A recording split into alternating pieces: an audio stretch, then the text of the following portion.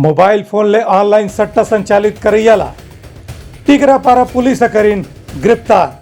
छत्तीसगढ़ शासन द्वारा जुआ और सट्टा ऊपर पूर्ण रूप से अंकुश लगाए हेतु समस्त पुलिस अधीक्षक छत्तीसगढ़ ला जुआ सट्टा और ऑनलाइन सट्टा संचालित करे वाला मनों पर नवीन कानूनी अधिनियम के तहत कार्रवाई करके एकर ऊपर पूर्णतः अंकुश लगाए के निर्देश दे गए है। थाना टिकरापारा क्षेत्र के अंतर्गत रावतपुरा कॉलोनी फेज 1 में स्थित एक मकान के आगू 2 व्यक्ति मोबाइल फोन ले ऑनलाइन सट्टा संचालित करत हैं। थाना टिकरापारा पुलिस के संयुक्त टीम ले मुखबिर द्वारा बताए स्थान में जाके व्यक्ति मन ला चिन्हांकित करके ऑनलाइन सट्टा संचालित करत दुर्गेश डहरे और तिलक ताम्रकार निवासी रायपुर ला गिरफ्तार करके उकर कब्जा ले नकदी रकम 2000 रुपया और सट्टा संचालन में प्रयुक्त 2 नग मोबाइल फोन जुमला कीमती लगभग 25,000 रुपया जब्त करी, जेकर बाद सटोरी मन ऊपर टिकरापारा थाना में अपराध क्रमांक 185/23 धारा 4 का जुआ एक्ट और छत्तीसगढ़ जुआ प्रतिषेध अधिनियम 2022 के धारा 6 और 7 ला अपराध पंजीबद्ध कर सटोरी मन ला जेल भेज देगे है।